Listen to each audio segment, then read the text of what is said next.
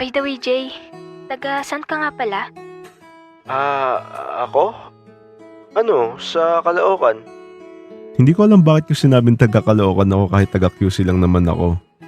Siguro, natakot lang din ako nun na baka malapit lang siya sa akin. Caloocan. Taga QC lang ako. Sabi na eh.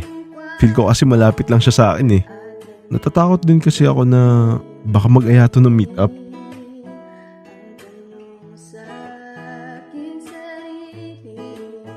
Isang taon na kami ni Kimiko at kakatapos lang ng quarantine kaya face-to-face na yung magiging klase.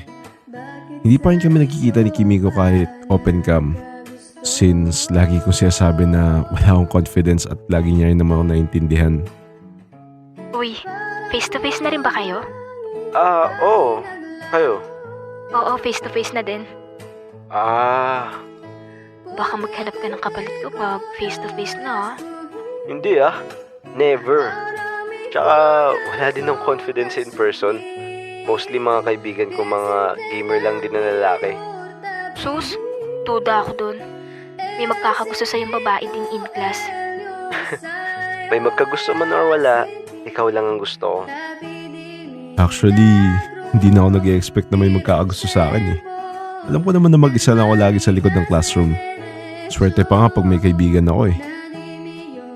First day ng school nun at nakaupo lang ako sa pinakalikod ng classroom nang biglang may nambatok kagad sa akin. Hoy, ba't ka nakaupo dyan? Ay, sorry po.